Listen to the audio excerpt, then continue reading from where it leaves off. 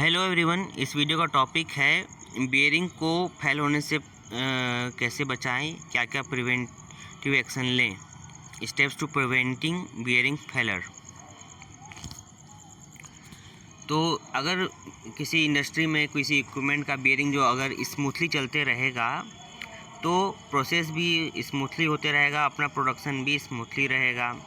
यानी कि बियरिंग अपने किसी प्रोसेस और इक्विपमेंट का जो लोड भी कैरी कर रहा है और प्रोडक्शन में जॉइन कर रहा है। तो लेकिन धीरे धीरे अगर अपना इक्विपमेंट जो है रनिंग कर रहा है, बियरिंग अगर रनिंग कर रहा है तो उसमें धीरे धीरे वियर आउट होते रहता है, जो कि नॉर्मल बात है।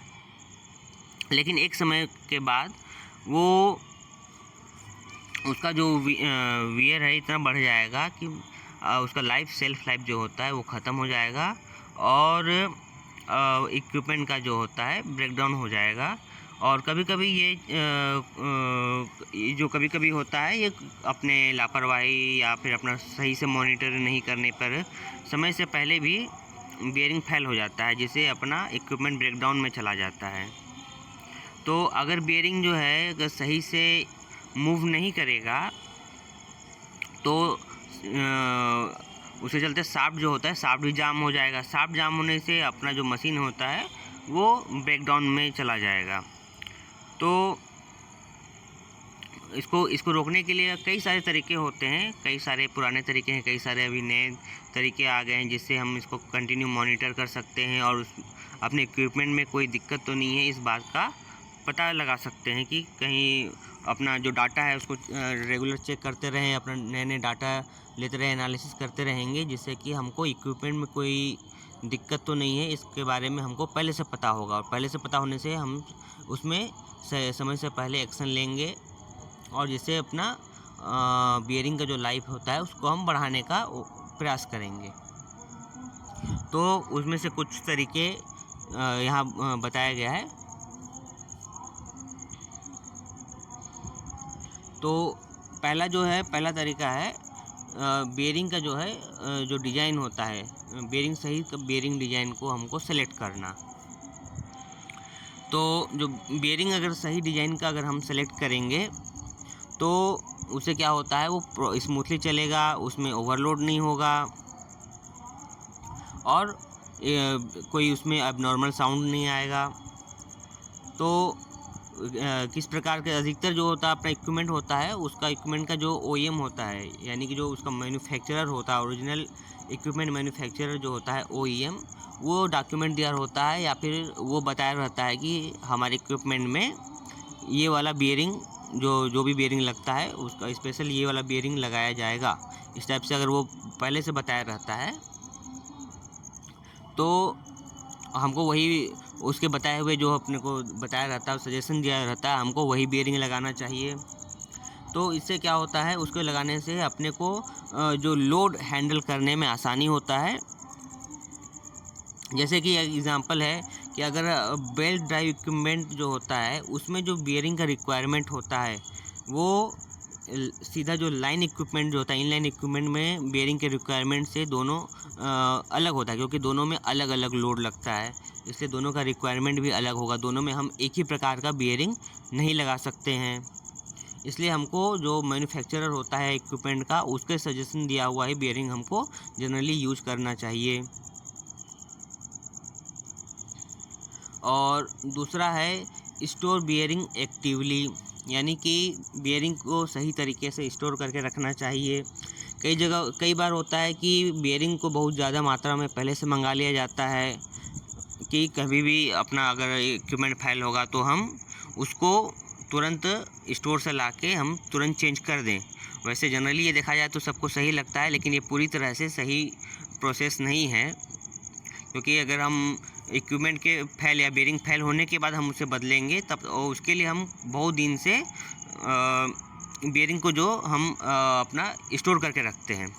तो स्टोर करके रखने से क्या दिक्कत होता है, स्टोर करके रखने से दिक्कत ये होता है कि जैसे वो बार बार बियरिंग को एक जगह से दूसरे जगह ला रहे हैं या कहीं कोई ऐसा जगह है जो वाइब्रेशन वाला जगह है वहाँ रख दे रहे हैं, तो वो क्या है बियरिंग को धीरे धीरे वो डैमेज करता है। कई बार होता है कि बेयरिंग बहुत दिन से रखा हुआ है, उसमें कोई मूवमेंट नहीं हो रहा है, वो बेरिंग आपस में वो उसका जो रील्स हैं वो घूम ही नहीं रहे हैं, जिससे कि उसमें ब्रेनेलिंग होने लगता है। ब्रेनेलिंग क्या होता है आप कमेंट्स करके बताइएगा अगर आप ब्रेनेलिंग के बारे में जानते हैं तो ब्रेनिंग क्या होता है, जनरली एक जगह रखे उसमें गड्ढे पड़ जाते हैं, लाइन पड़ जाते हैं, मार्क पड़ जाते हैं, जिससे कि वो बेरिंग के लाइफ को डैमेज करता है। बेरिंग तब पूरा नहीं चल पाता है। इसलिए बहुत समय से बेरिंग को भी स्टोर करके नहीं रखना चाहिए, और अगर रखे हैं तो उसको प्रॉपर वे में रखना चाहिए कि जहाँ ज़्यादा वाइब्रेशन ना हो ज़्यादा उसमें, और बीच बीच में वो उसमें रोटेशन उसमें चलते रहना चाहिए स्मूथ। और इसका सबसे सही प्रोसेस ये होता है कि आप जो ऑब्ज़र्व कर रहे हैं अपने इक्विपमेंट का, जैसे उसका जो लाइफ टाइम पूरा होने वाला है, या कोई इक्विपमेंट में जैसे लगे कि अब बेरिंग में कुछ गड़बड़ आ सकता है, तो हम तुरंत उसको ऑर्डर करें, बेरिंग को तुरंत आए और तुरंत समय निकाल कर हम बेरिंग को चेंज कर दें, जिससे कि बेरिंग बहुत दिन तक अपने पास स्टोर में नहीं रखा रहेगा, जिससे कि हमारा बेरिंग का लाइफ जो होता है वो बढ़ जाएगा। अगला पॉइंट है इंस्टॉल बेरिंग प्रॉपरली। बेरिंग को इंस्टॉल करते समय प्रॉपर इंस्टॉल होना चाहिए, जिससे कि उसका लाइफ जो होता है हमको अच्छा लाइफ मिलेगा, क्योंकि बेरिंग की लाइफ जो इंस्टॉल करते हैं बहुत सारे उसमें लोड या फोर्स नहीं लगते हैं, जैसे कि हीट। अगर हम बेरिंग जो रोलर एलिमेंट होता है, जो इनर केस होता है बेरिंग का, रोलर बेरिंग के इनर केस होता है, अगर हम उसको ऐसी नॉर्मल टेम्परेचर में शाफ्ट में लगाएंगे तो बहुत ही टाइट जाएगा, बहुत ही मुश्किल से टाइट होके वो शाफ्ट में इंस्टॉल होगा। लेकिन अगर हम उसको इनर केस को अगर हम गर्म करके अगर हम शाफ्ट में चढ़ाएंगे या डालेंगे तो वो स्मूथली चढ़ेगा, और उसके बाद फिर हम उसमें बेरिंग को फिट करेंगे, जिससे कि बेरिंग प्रॉपरली इंस्टॉल होगा। और इसके बाद अगर अब हमें अधिकतर जो होता है बेरिंग को जो इंस्टॉल करना चाहिए, वो मैन्युफैक्चरर जो होता है उसके गाइडलाइन के हिसाब से ही बेरिंग का जो इंस्टॉल करने का प्रोसेस है उसे अपनाना चाहिए, कि जैसे मैन्युफैक्चरर ने जैसे बताया हमको वही प्रोसेस से बेरिंग को इंस्टॉल करना चाहिए, जिससे कि हमको बेरिंग का जो लाइफ होता है वो हमको अच्छा मिल सके। अगर हम उसके अपने मन मर्जी से जैसे भी कर दें तो बेरिंग तो चलेगा, थोड़ा दिन के बाद उसमें वेयर आउट ज़्यादा हो जाएगा, लोड सही तरीके से वो वेयर नहीं करेगा और बेरिंग का लाइफ कम हो जाएगा, और बेरिंग का इक्विपमेंट का जो होता है ब्रेकडाउन हो जाएगा। और उसके बाद मैन्युफैक्चर के जो गाइडलाइंस है उसके अनुसार बेरिंग को इंस्टॉल करने के बाद उसको प्रॉपरली फ्लश करना चाहिए, अच्छी तरीके से उसको फ्लशिंग करेंगे। फ्लशिंग करने के बाद उसको अच्छी तरीके से लुब्रिकेंट से क्लीनिंग करेंगे, और क्लीनिंग करने के बाद जो होता है मशीन को जो यूज करने से पहले उसमें हम लुब्रिकेंट करेंगे, उसके बाद हम मशीन को रन करेंगे, जिससे कि अपना बेरिंग का लाइफ जो है वो ज़्यादा मिले। तो अगला पॉइंट है जो लुब्रिकेंट, बेरिंग के लिए जो हम लुब्रिकेंट यूज करेंगे वो मैन्युफैक्चरर के गाइडलाइंस के हिसाब से यूज करना चाहिए। हमको अपने हिसाब से कोई भी लुब्रिकेशन उसमें यूज नहीं कर सकते हैं, क्योंकि जो मैन्युफैक्चरर होता है वो अपने कैलकुलेशन के हिसाब से या लोड के हिसाब से वो अपना लुब्रिकेशन को सजेशन दिया होता है, और हमको वही वाला लुब्रिकेशन यूज करना चाहिए। जैसे जितनी अगर मैन्युफैक्चरर ने जितनी क्वांटिटी में लुब्रिकेंट जो है कितनी मात्रा में हमको यूज करना है, और कितना विस्कस का जो विस्कोसिटी होना चाहिए या कितना विस्कस लुब्रिकेंट का होना चाहिए, उसी के अनुसार हमको लुब्रिकेंट यूज करना चाहिए। अगर हम उसके हिसाब से कम या ज़्यादा लुब्रिकेंट करेंगे तो वो डैमेज कर सकता है इक्विपमेंट को। और जो OEM होता है या मैन्युफैक्चरर जो होता है उसके बताए अनुसार जो हम लुब्रिकेंट यूज करेंगे तो वो अपने को जो बेरिंग का जो टेम्परेचर ओवर हीटिंग की समस्या से हमको नहीं झेलना पड़ेगा, वो समस्या अधिकतर कम हो जाती है। और जो डर्ट या फॉरेन पार्टिकल या डर्ट होता है या अदर कंटेमिनेशन जो होता है उसको भी इंग्रेस करने से रोकता है, जिससे कि अपना बेरिंग की जो लाइफ होती है वो बढ़ जाती है। और अगला पॉइंट है, जो मशीनरी का जो अलाइनमेंट होता है वो सही होना चाहिए। तो जो अधिकतर क्या होता है कि जब मशीन जो होता है ब्रेकडाउन में चला जाता है, तो हम उसको खोल के उसका कपलिंग निकाल के उसका बेरिंग सब निकाल के सब कुछ चेंज करके हम दोबारा उसको इंस्टॉल करते हैं। इंस्टॉल करने के बाद हमको जो मेंटेनेंस टीम होता है वो प्रोडक्शन का उसमें उन लोग पर भी ज़्यादा दबाव रहता है, तो क्या करते हैं वो जल्दी जल्दी अपना अलाइनमेंट करते हैं, जल्दी जल्दी इंस्टॉल करते हैं। तो उससे क्या होता है, उससे मिस अलाइनमेंट होने का चांसेस बढ़ जाता है। तो मिस अलाइनमेंट होने से क्या होता है, अपना इक्विपमेंट में लोड बढ़ सकता है। जनरली जो होता है अपना कपलिंग जो होता है वो थोड़ा बहुत मिसअलाइनमेंट वो वियर मतलब कि वो झेल सकता है या बियर कर सकता है, लेकिन अपना जो बियरिंग होता है वो मिसअलाइनमेंट नहीं झेल सकता है। उस पर मिसअलाइनमेंट होने पे उस पर लोड बढ़ जाएगा, लोड बढ़ने से उसमें ओवर हीटिंग होगी और वियर होगा, जिससे कि उसका लाइफ जो होता है कम हो जाता है। इसलिए हमको उसका अलाइनमेंट प्रॉपरली करना चाहिए। और अगर जल्दी जल्दी में हम अलाइनमेंट कर लिया, हल्का सा भी अलाइनमेंट आउट है, तो जॉब कंप्लीट पूरा नहीं माना जाएगा, वो वर्क इनकम्प्लीट कहलाएगा। तो मिस अलाइनमेंट को करने के लिए हमको उसका मतलब कि जो ऑब्जर्व करता है, जो लोड जो थोड़ा बहुत अगर कर भी रहा है, लेकिन उसका लाइफ जो होता है वो कम हो जाएगा। बियरिंग का जो लाइफ अगर थोड़ा बहुत भी अगर लोड वो वेयर कर रहा है तो लेकिन वो ओवर हीट का समस्या आ सकता है, या धीरे धीरे वो उसका जो लाइफ है उससे हमको कम उसका एफिशिएंसी मिलेगी।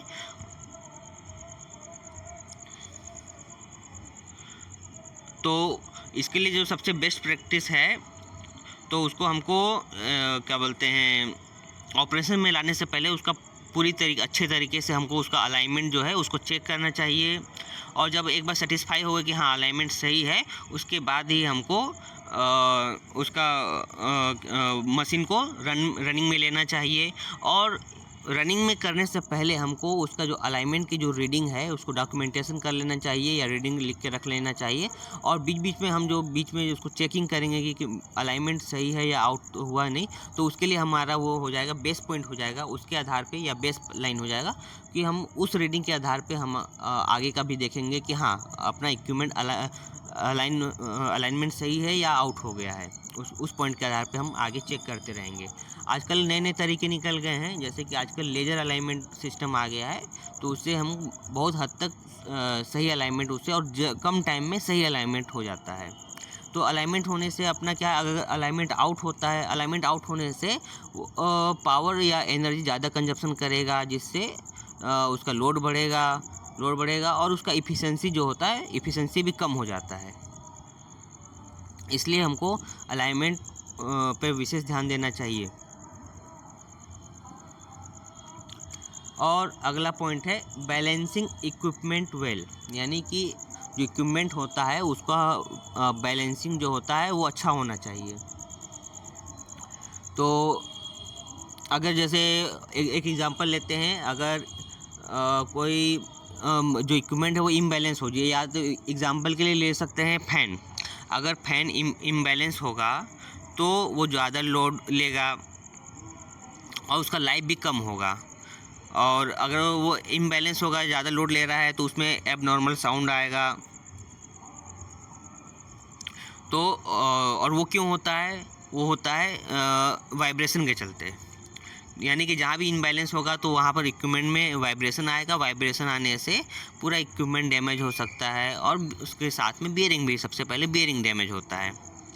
इसलिए हमको इक्विपमेंट को जो होता है उसका बैलेंसिंग सही रखना चाहिए। जनरली कोई इक्विपमेंट को अगर कोई दिक्कत आए, हमने उसे रिपेयरिंग के लिए खोला, तो उसको प्रॉपर तरीके से हमको इंस्टॉल करना है, जैसे पहले था वैसे ही इंस्टॉल करना है। और उसके लिए क्या करना पड़ेगा, जैसे हम खोलते समय ही हम उसके पार्ट्स में मार्किंग कर लेंगे कि हाँ ये पार्ट्स यहाँ पर इस पोजीशन पे लगा हुआ था, ताकि हम जब उसको दोबारा इंस्टॉल करेंगे तो हमको उसी पोजीशन पे उसको लगाना है, जिससे कि उसका बैलेंसिंग ना बिगड़े। और जनरली कभी कभी क्या होता है, उसके कोई पार्ट्स टूट के हट जाते हैं या निकल जाते हैं, जिससे इक्विपमेंट में वो आ जाएगा, इक्विपमेंट होता है इम्बैलेंस हो जाएगा, और जिसके चलते उसका लाइफ जो होता है वो इम्बैलेंस होने के चलते बियरिंग का और इक्विपमेंट का भी लाइफ कम हो जाता है। तो इसके लिए क्या हमको समय समय पर उसका वाइब्रेशन चेक करते रहना चाहिए, उसका एम्पलीट्यूड चेक करते रहना चाहिए। अगर बियरिंग जो होता है, बियरिंग क्या होता है, उसका सेल्फ लाइफ भी कम होता है, तो धीरे धीरे उसमें वेयर आउट होगा। वेयर आउट होने से उसमें क्या होता है, हमारे जो शुरू में जो हम इक्विपमेंट का जो रीडिंग लिए रहेंगे वो फिर धीरे धीरे बढ़ेगा। अगर बियरिंग के चलते अगर स्मूथली बियरिंग का सेल्फ लाइफ जा रहा है तो वो धीरे धीरे बढ़ेगा। लेकिन अगर कोई जैसे उसका पार्ट टूट गया या इम्बैलेंस है या बियरिंग का मतलब कि वियर जल्दी हो रहा है, तो इसमें क्या होगा, वो उसमें उसका जो अपना रीडिंग है वो तुरंत बढ़ जाएगा। तुरंत बढ़ने से हमको पता लग जाएगा कि हमका ये इक्विपमेंट में कोई दिक्कत चल रहा है। फिर उसका प्रॉपर चेकिंग किया जाएगा और उसका जो होता है रूट कॉज एनालिसिस किया जाएगा। तो इसके प्रॉपर डाटा जो अपना होता है उसको हमको बार बार चेक करते रहना पड़ेगा, प्रॉपर उसका मॉनिटरिंग करते रहेंगे। और उसका जो होता है, जो हम उसको दोबारा जो मशीन को जो हम डिसेंबल करते हैं, उसका दूसरा असेंबल करने पे हमको प्रॉपर तरीके से चेक करना चाहिए कि कहीं वो कुछ टूटा हो तो नहीं है, कहीं कुछ इम्बैलेंस तो नहीं है, कहीं हर चीज़ माउंटिंग सही तरीके से हुआ है और हर चीज़ उसी पोजीशन पे लगा है जिस प्रक्रिया से निकाला गया था। और उसके बाद भी समय समय पर उसका जो होता है रीडिंग हमको चेक करते रहना है। तो उसके बाद फिर हम इसका रूट कॉज एनालिसिस करके हम इसका निकालेंगे रीजन कि किस तरीके से आ रहा है, तो हम उसका फिर उसका सर्विस करेंगे, जिससे कि हमारा इक्विपमेंट का भी लाइफ बढ़ जाएगा और बियरिंग का भी लाइफ। इक्विपमेंट का अगर सही चलेगा तो अपना बियरिंग का भी लाइफ बढ़ जाएगा। और इम्बैलेंस होने से अपना एबनॉर्मल जो वियर होता है, एबनॉर्मल साउंड आएगा या प्रीमेच्योर फेलर होता है, हम उससे भी बच सकते हैं। तो इस वीडियो में फिलहाल इतना ही। थैंक्स।